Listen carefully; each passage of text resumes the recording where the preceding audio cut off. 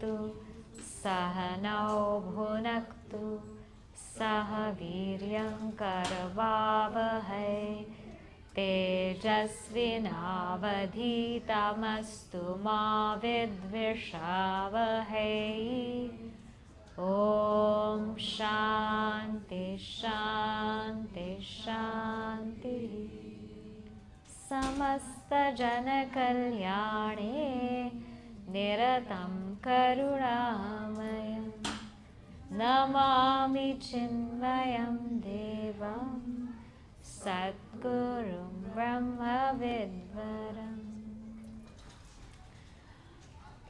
There's a slide, Rohit, on the prayer Mukam Karoti Vachalam. It's above. I think we should do that verse first. I'll explain that verse. There's a verse in Gita Dhyana.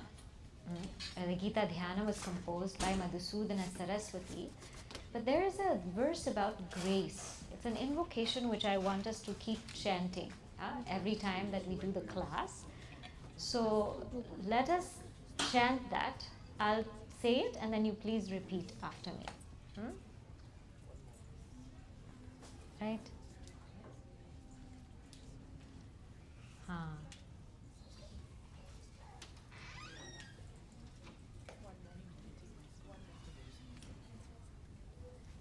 Okay, now it should be next. Yeah, right. Okay. I'll chant, you please repeat after me. Mukam karoti vachalam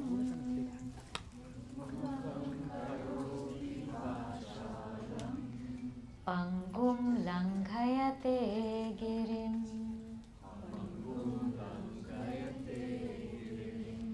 Yat kripatamaham vande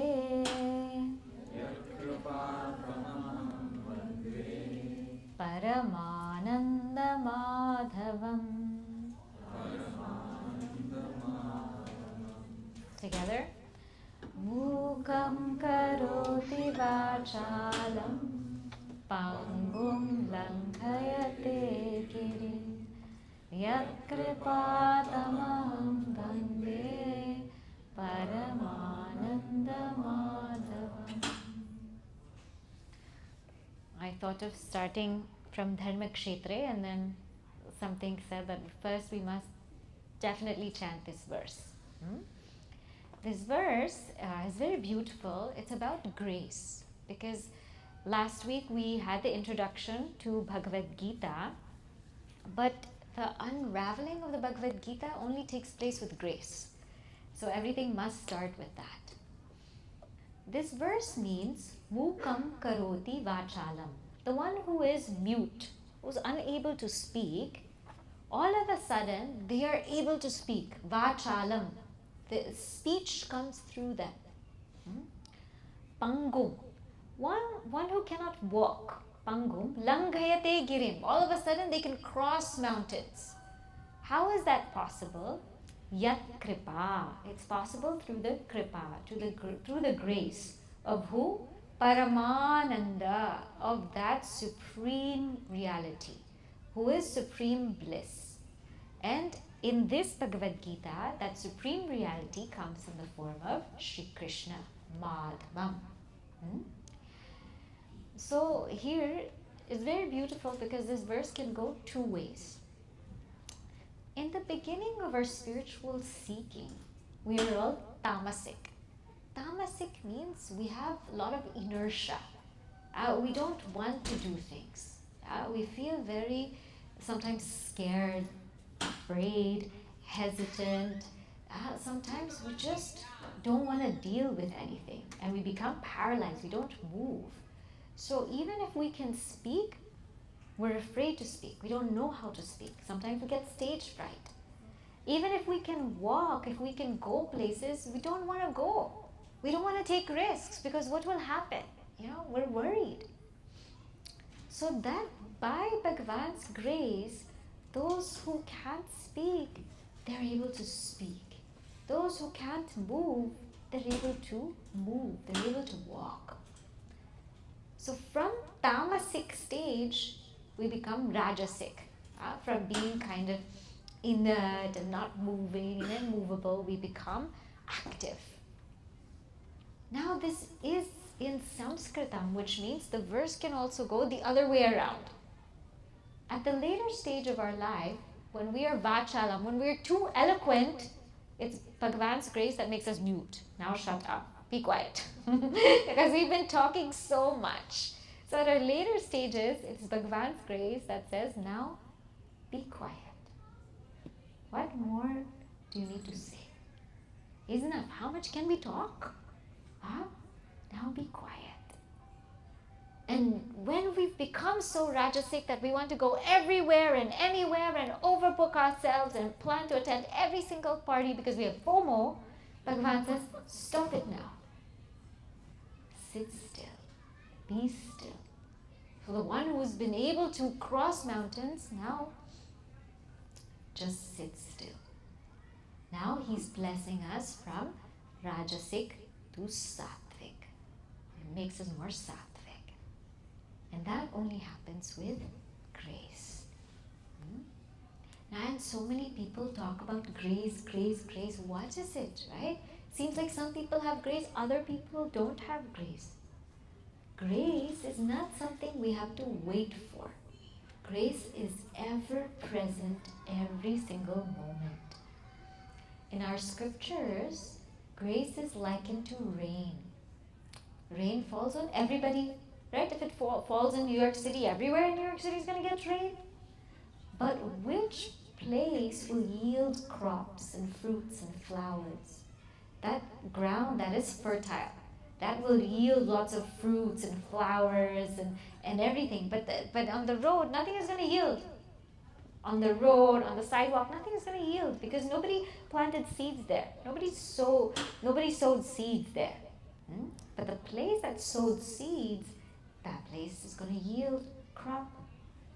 In the same way, grace comes to all of us, equally all of us. But those who have put in self-effort to be open to that grace, to make themselves fertile, to make themselves ready, they will feel it the most. They will feel it the most because they've put forth self-effort. So the amount of grace we get depends on the self-effort that we've put. It's not random. It's gonna come on everybody. But have we tuned ourselves to it? When we tune ourselves to it, we feel that grace. But when we haven't tuned ourselves to it, it's still there. But we haven't tuned it. It's like Wi-Fi, right? The Wi-Fi is there, but if you have the password, you have full access. No password, then nothing's going to happen. Sorry, right? Without grace, nothing moves. So when we study the Gita, we'll also be chanting this verse, Mukam Karoti Vachalam. This is going to be part of our invocation every time so that we remember to tune into grace that's always readily available. Yeah? Okay. Now we'll officially start the Gita today. Last week I've asked you to read through the first 6 chapters at your leisure. Did you get to go through them? Yeah? So today we're going to have a look at chapter 7. So now can we have the last slide here? In chapter 7 now, chapters 1 to 6 were all introduction. Chapter 7, very beautifully, Swami Chinmayanandaji says that on the second paragraph on page 31, right, towards the end, the Gita philosophy can be fully appreciated and visualized and lived only by one who is completely in the Arjuna state of mind. So before we open up the Gita, we have to understand what is Arjuna's state of mind. Now the very, very first verse in the Bhagavad Gita starts with what word? So just look there. What is the first word of the first verse of the Bhagavad Gita? After Dhritarashtra Uvacha. Dharma. Dharma. If we want to understand Arjuna, we have to understand Arjuna's Dharma. That's where we're going to start from today. The first word of the Gita is Dharma, so this must be understood in its full import. When you think of the word Dharma, what meanings come to your mind? Anybody? Duty, right? Actually, it has so many meanings, and we'll look at the range of it today. The word dharma comes from the root dhr, dharanat iti dharma, that which upholds, that which sustains, that which creates harmony, that is called dharma. That which creates harmony, sustains, upholds is called dharma. Our highest dharma also means essential nature. So our highest dharma or our essential nature is that we are the supreme self or the Atman. Essential nature means without this, the thing cannot be. Like without heat, fire cannot be. Right? So fire can be yellow, can be orange, can be in sparks, can be in flames, but fire cannot be without heat. So yellow, orange, sparks, flames, these are non-essential properties of fire.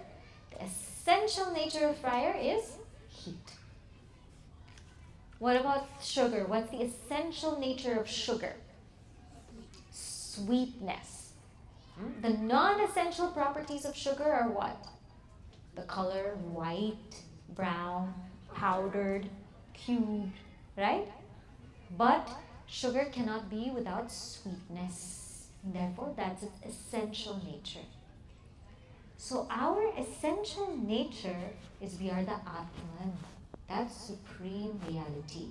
More explanation on Atman will come in chapter 2. But for now, all we need to understand is our essential nature is something deeper. It's not the body, not the mind, not the intellect, not our individuality, not our personalities, not all of this. Our essential nature is that pure consciousness, without which we cannot be.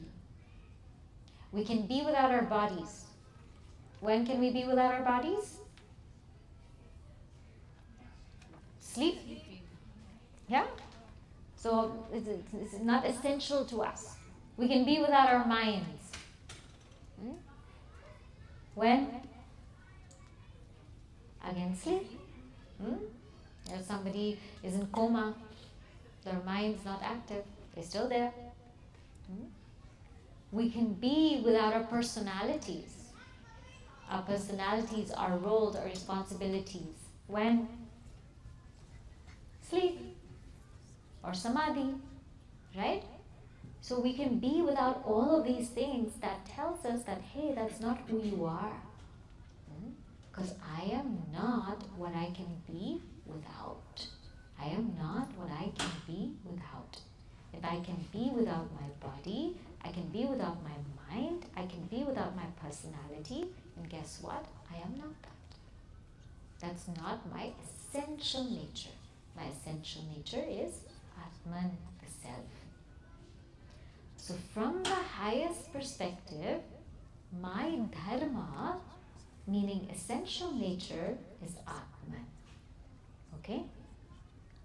Now in order to realize Atman, in order to realize who I am, I must perform dharma in the world. This meaning of dharma is duty. What all of you said, right? So one meaning of dharma is essential nature. The other meaning of dharma is duty. My duty. Now, my duty, how do I know? What is my duty? How do I know what I'm supposed to do? Where I am in life? What am I supposed to do in this stage? According to Sanatana Dharma, our dharma at our stage depends on two things. Number one is which ashrama are we in, and number two, which varna are we in. Okay? Ashrama means basically my stage of life. Varna means my inclination of mind. So first we'll start with ashrama. Now you've all heard, I think, in Sanatana Dharma that there are 4 ashramas, brahmacharya, grahastha. How many of you have heard these terms before? How many of you have not? Okay. So in Sanatana Dharma, there are 4 stages. So they are great rishis, they divided 100 years of life. They said, let's say if somebody lives 100 years, it's divided into 4 quarters. First is brahmacharya stage, which is student life. Second is called grahastha stage, which is married life. Third is vanaprastha stage, which is retired life.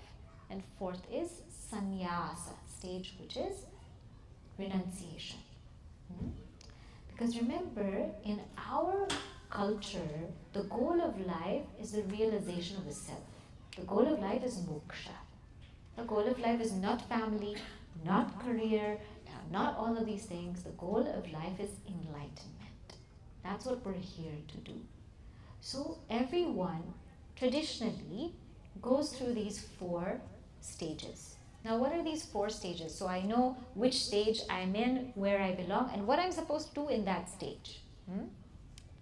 First stage is brahmacharya, the student life. Now please note that this is also very compatible with our physical health. When children are young, they can absorb knowledge like anything. That's before they get cell phones. Before they can absorb, they can learn so much. They can memorize things quickly, they can pick things up, they can focus.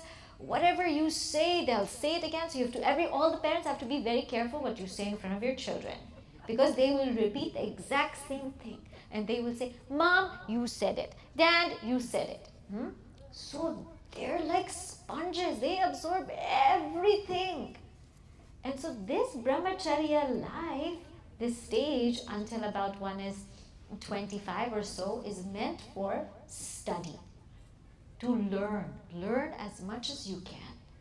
Learn, and what should you learn? Number 1, learn values.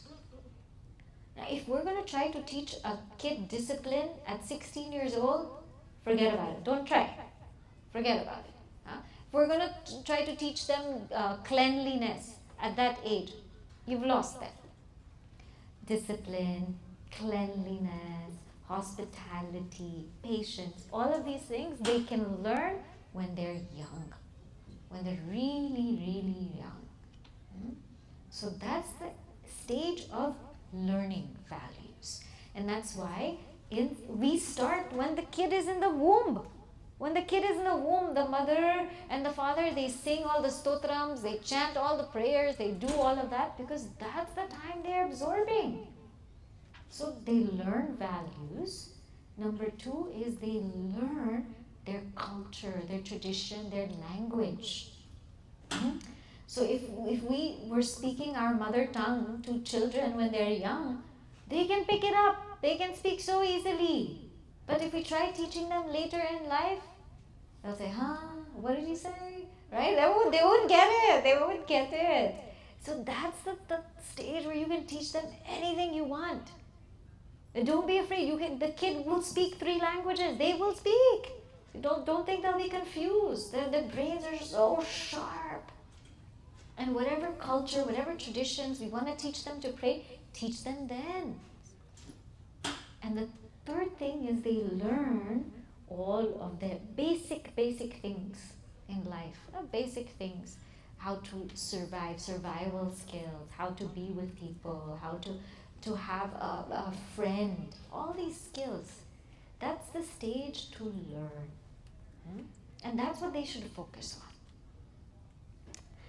Now, slowly, the next stage of life is called grahastha or marriage age. Because when the children now they become teenagers, they start to get attracted to others. They start having these emotions, these feelings. It's very natural. And so our Shastra says, it's natural. It's absolutely okay. Therefore, get married. Eventually get committed, have a relationship, get married. So from 25 onwards, marriage life is supposed to begin. Why? Because when you're in your 20s, early 20s, it's still easy to adjust. Marriage is a lot of adjustments. Right? I'm sure you know, but more than I know, but a lot of adjustments. If you tell somebody who's 40 to adjust, it's very difficult.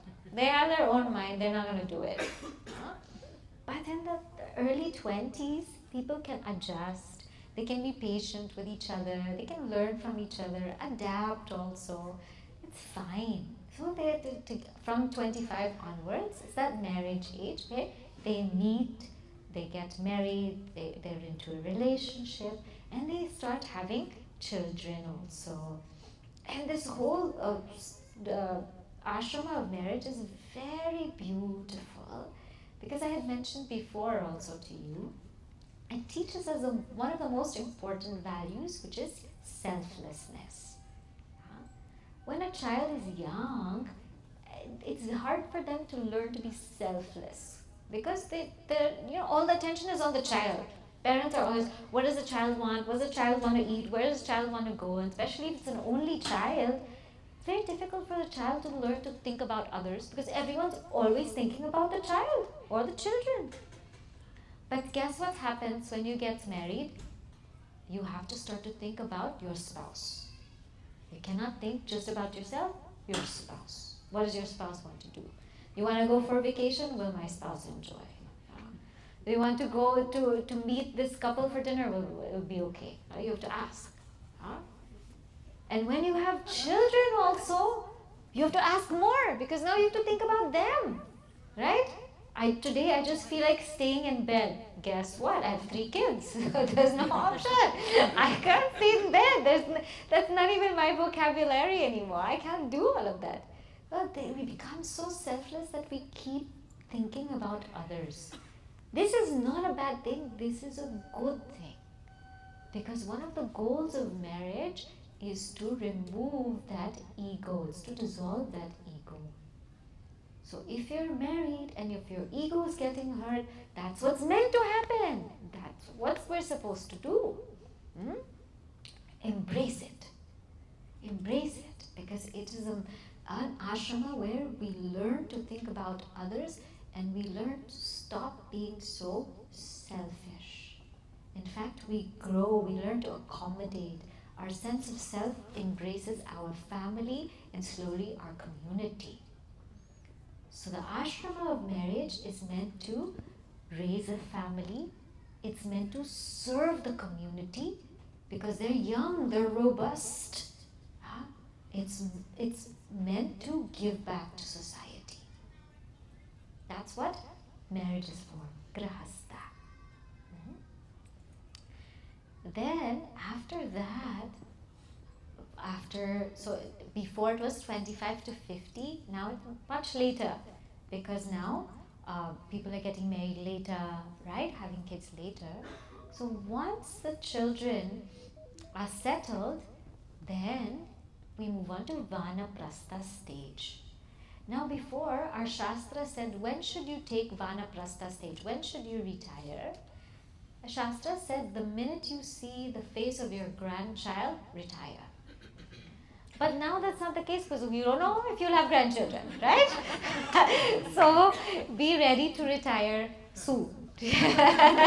Meaning, be ready to retire once kids have left now for college and are fine, because we don't know when they'll get married, we don't know if they'll have children, we don't know, so don't wait. What I'm saying is that we also have to move on to the next stage of life, which is vanaprastha. Now they say empty nester, and my cousin said it's not empty nester, we're open nesters, okay, open. She said, please call us open nesters, because they'll keep coming back. I said, yeah, that's right, they'll keep coming back. So at that stage, now what are we supposed to do? See, all the while we're studying all the scriptures, but they'll only hit when somebody's in the vanaprastha stage. Because by then, somebody has maturity. People will have that maturity. And I have gone through life I've completed my desires. I have had a career. I've made my money. I've been married. I've had my children. I'm done already. Now I've done all of these things I wanted to do. Now I want something deeper. This desire might not come in the grahastha stage. Might come a little later. If it comes in grahastha stage, that's also very nice. It comes usually a little later, and that vanaprastha stage or retirement stage is not meant for babysitting. Yeah, it's meant to turn inward, right? Your parents are not meant to babysit your kids. It's now their time to turn inward, because remember, the goal of life is moksha. It's time for them to study. It's time for them to contemplate, to serve, to perform austerity. They're too busy bringing up your children, then they won't have that time to do it. But if their inclination is not towards spirituality, then it's okay. It's okay, you know. But ideally, what's supposed to happen at that stage is supposed to turn inward. Spend more time alone. Contemplate, learn, serve. It's called vanaprastha. Before, people used to go to the forest and live in the forest, but now we don't do that. We don't have a forest where we can live in. But the idea is to just downsize. Yeah? Stop going out too much, stop involving ourselves too much in society, because one is to prepare for the greatest goal of life. Vanaprastha. And after Vanaprastha stage, then comes sannyasa. Sannyasa doesn't mean now you have to wear orange clothes and all of that. No. Sannyasa means that one spends their time in exclusive pursuit of enlightenment. All of their time, their energy in exclusive pursuit of enlightenment. Because that ultimately is the goal. That's what must be done. And all of these ashramas are tools to take us there. So what is my dharma? I have to see which stage I'm in. And accordingly, I focus on that particular thing. So if I am in the student stage, then my focus should be learning, discipline. If I'm in the marriage stage, then my focus should be on rearing the family, taking care of them, sustaining the family, giving back to the community. That's where my focus should be. I cannot get a PhD, right? My focus should be on my family. And when I'm in the retired stage, my focus should be seeking deeper. And in the renunciation stage, my focus should be just pursuing that ultimate reality. So dharma is not hard and fast, that everybody has one dharma. No. Second is, what is my varna? Varna means, what kind of mind do I have? Our Shastra has very beautifully said, people should live according to their nature. So if one has that nature of deep thinking, inquiring, research, study, then their mind is of a thinker. They should express themselves in these ways. So maybe they could be a teacher, maybe they could be a research analyst, right? Maybe they could be a doctor or an engineer, because their mind is made that way. It's just their nature. There are some people who are not thinkers, but their minds are like rulers. They like to lead and to rule and to organize and to delegate, and they love putting systems together. Then they can express themselves in the field of politics. They can express themselves in the field of law, and in the police force, wherever is required, because they have that kind of mindset, that temperament. Some minds, they're very entrepreneurial. Means They know how to manage wealth and resources and put things together and get people to raise funds. Very good. Then they should express in those fields, because that's what's needed in society. And then there are some minds who are very supportive in nature, who don't necessarily like to lead and organize, but they love to help. Maybe they like to be caretakers, they like to take care. Maybe they're builders, maybe they're engineers. Maybe engineers being the ones who are actually building the building from scratch. Maybe they like to do more of the supportive legwork. That's what they want to do. Very fine, they should express in that field. So our Dharma, according to our Varna, means check your mind, the temperament of your mind. And depending on the temperament of your mind, that's the field that we should express in. And someone's mind might be, I'm of the mind to nurture, to nourish. Then expresses that. Someone's mind is in the field of mathematics, discovery, expresses that.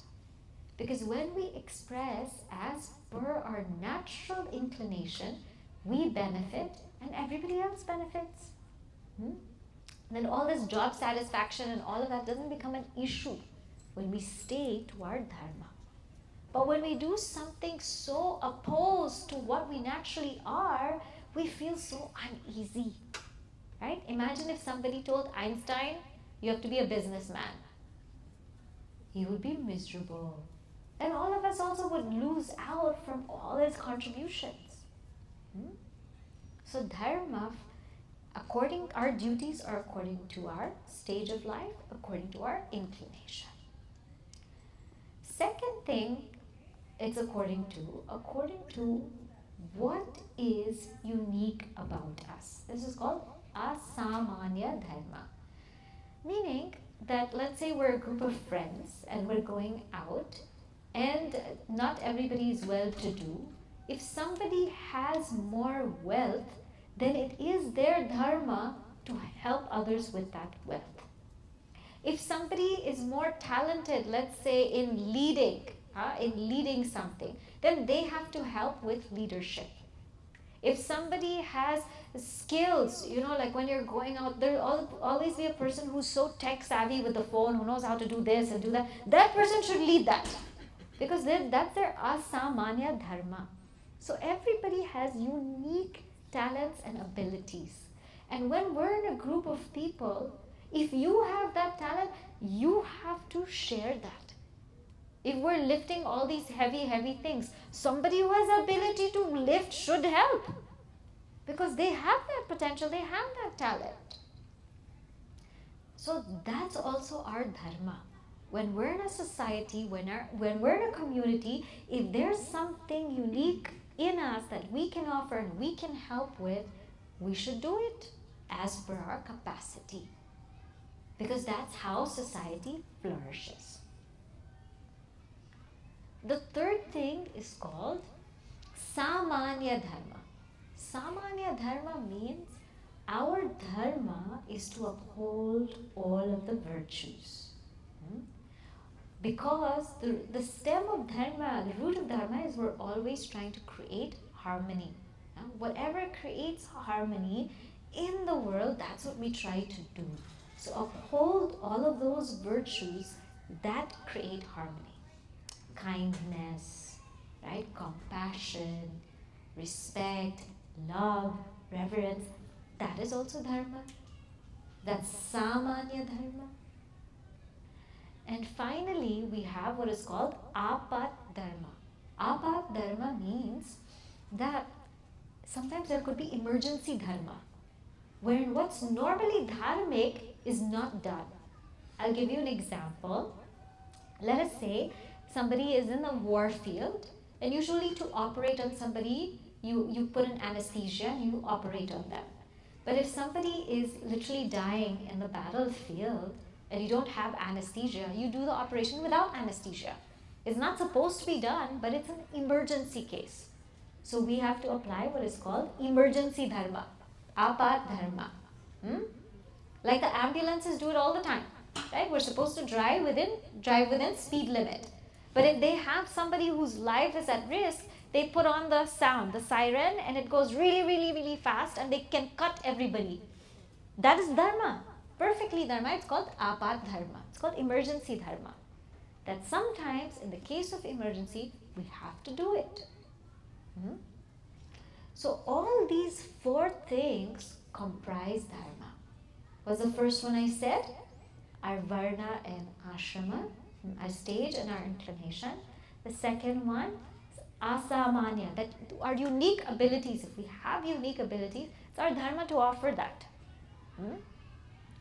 Samanya dharma, all of the virtues that create and sustain harmony, that's also our dharma. And the fourth one is apat dharma, emergency dharma, that's also dharma. So the purpose of dharma is to really integrate society. There's one Sanskrit subhashita that I want to read to you, and it tells you of just the great society that we have come from. It says, Na rajyam na cha raja seat, na dandyo na cha dandikaha, dharmeneva praja sarvaha rakshanti sma parasparam. So, na rajyam na cha raja seat. So, before, there was no king, and there was no kingdom. Na rajyam, there was no kingdom. Na raja seat means there was no king. Na dandyo, there was no punishment. Na dandikaha, there was nobody to punish also. There was no punisher, like there was no enforcer. And there was no punishment also. Why? Dharmeneva praja sarvaha. Because everybody was following dharma. Everyone was following dharma, therefore, rakshanti sma parasparam. Everyone was protected. People protected each other. This is the society we're from. Actually, in the beginning, there were no rulers. There were no rulers. There were no kingdoms. There was no such thing as law. There was no enforcement. There was no enforcer. Why? Everyone was following the simple code of Dharma. These four things. So you can just imagine what kind of society we had. All these laws, all these things, they come. Why? Because we start practicing adharma.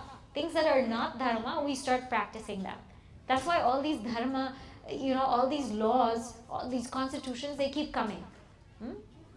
So before, you didn't have to sign such thick contracts, right? If you wanted to work somewhere, it was one page you have to sign.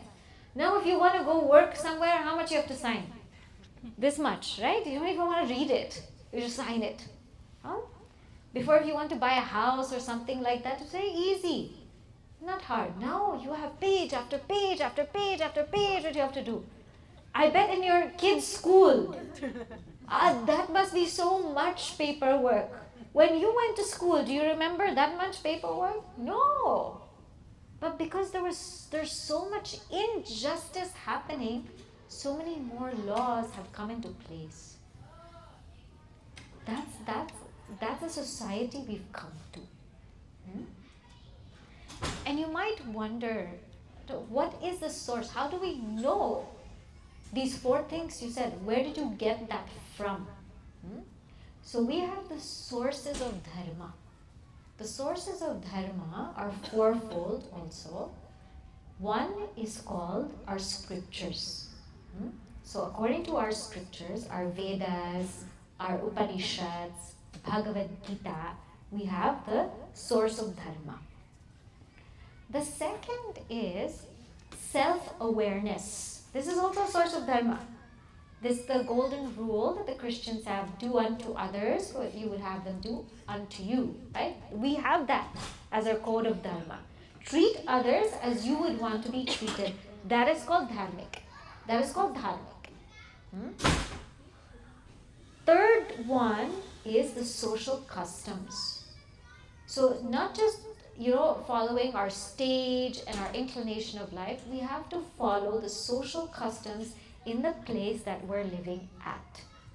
So for example, in America, you drive on the right side of the street. That's what you do in America, right? In America, when it says stop, don't walk, we're supposed to stop, right? That's a social custom in America, right? Or New York City. I don't know if other cities might have the same similar thing. But if you go, and in America you can chew gum freely. But if you go to Singapore, you cannot. It's against the law, right? In America, you can eat ice cream while walking on the road. But if you go to Japan, you cannot eat while you're walking on the road. You cannot.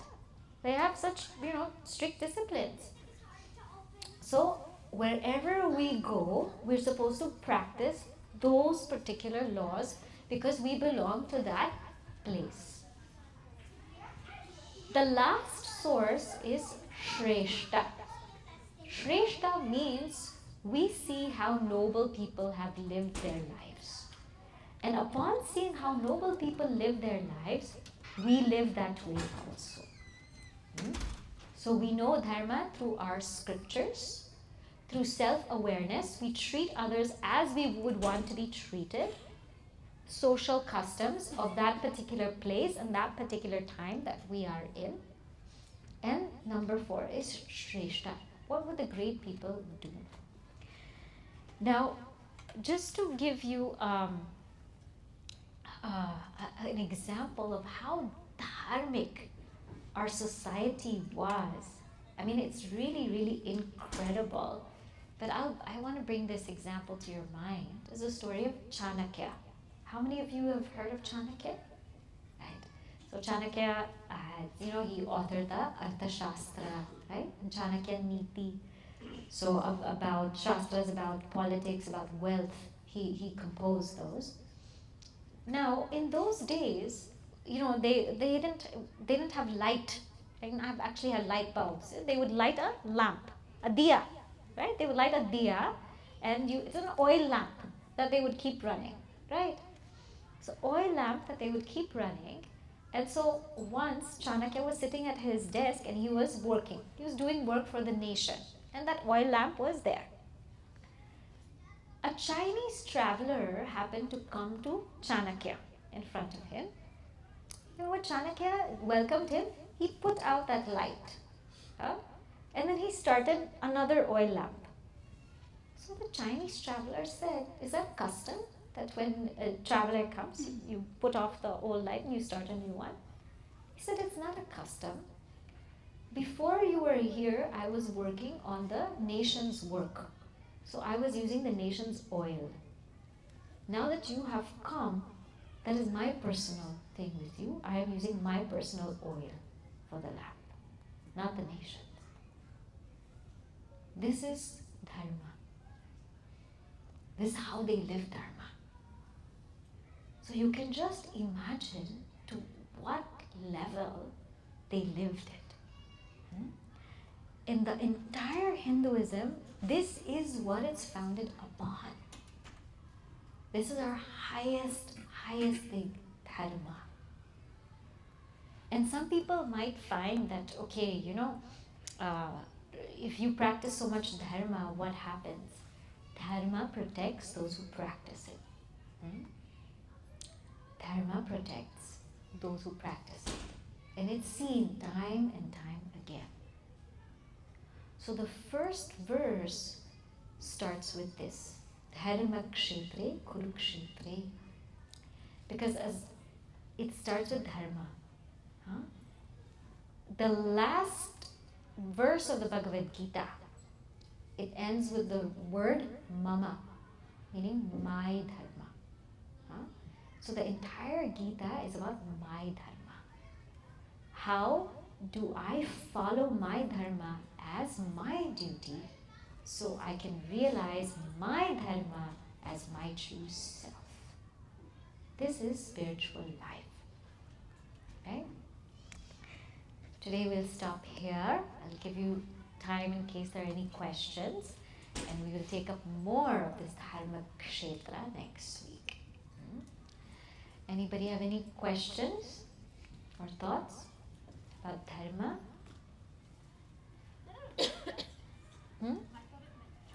It means duty. Duty, righteousness. Yeah, that's what it means. Dhra. Because justice doesn't always uphold. Unfortunately, that's the case. But duty always upholds society. When we all do our duties, it always integrates society. According to these 4 things. Right? So we have specific definitions for everything. Right? Duty means these 4 things. If you uphold those 4 things, that is dharma. Right. Any other questions or thoughts? No? Everything clear? Okay. If there are no questions, I'll share with you one more story that I really like. I thought I'll give you time for questions, but no questions. I'll share this story. There was this caretaker. Her name was Panadai. Have you heard about her? Okay. So, this was back in the day when we were having lots of invasions and everything was happening.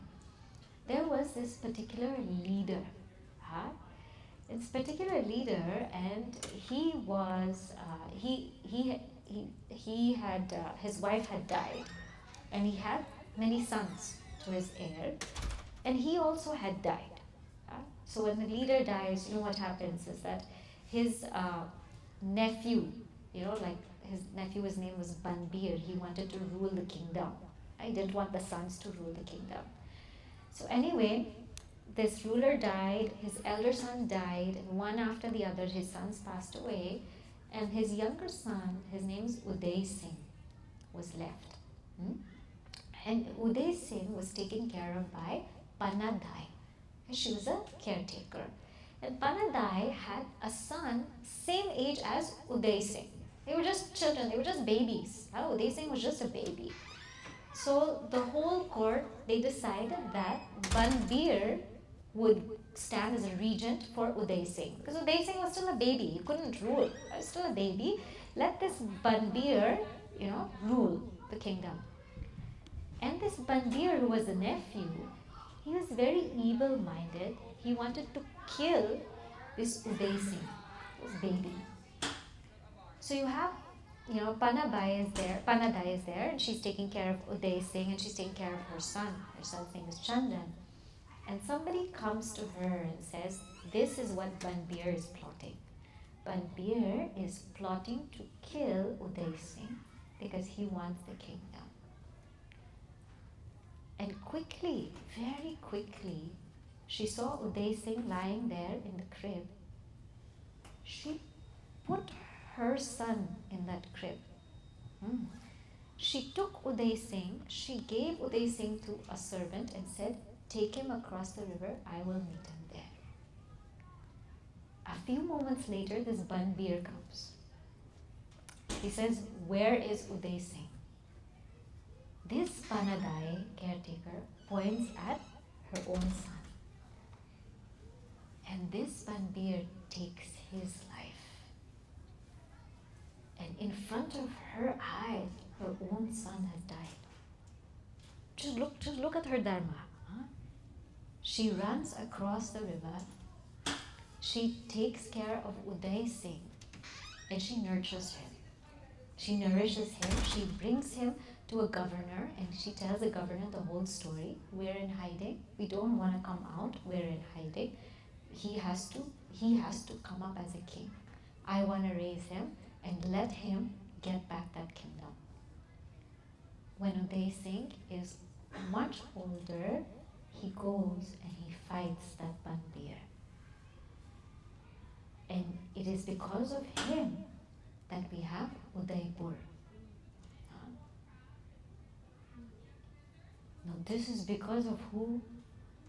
the sacrifice of Pannadai. This is how they've kept up Dharma. This story we might not understand, we might even find it very hard, very, very difficult. But you should just see the levels of Dharma which they practiced back then. It was just something that we can't even comprehend. This is where we are from. This is what grounds us. At every step of the way, rooted in Dharma. And only one who's rooted in Dharma can find or can realize that ultimate self, which is Brahman. Right? So I leave you with this, and you just think about where we've come from.